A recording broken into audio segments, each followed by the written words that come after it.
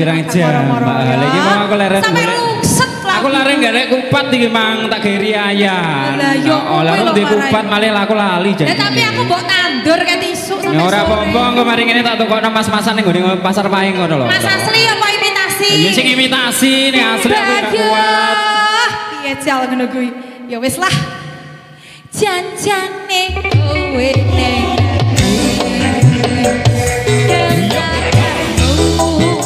saja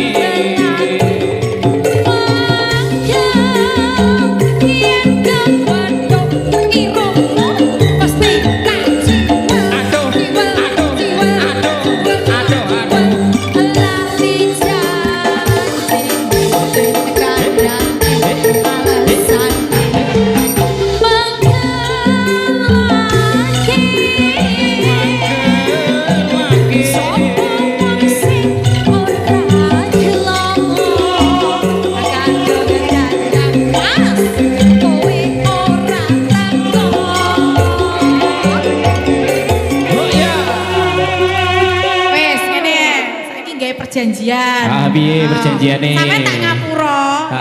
Asalkan pokoknya sesuk aku mbok jak healing. Wong padahal aku ora salah kok njaluk ngapura barang. Lah sampeyan lho ke tisu tak enteni ta moro-moro jarine. Lah aku tak omongi mau ponakanku tak omongi tak ngomongi sampean aku tuku kupat ning gone pasar Pahing. Ora nek sing ngabari aku Mas. Sampeyan HP-mu tak telepon lho ket berarti iki rada kilap ngono ya wis iki men Idul Fitri aku tak njaluk sepuro ngono ya. 1-0 ya. Sampeyan 1 aku 0. Ya kok penak men ya. Laki-laki pasti mau menang sendiri. Lanjut. Janjane kowe ning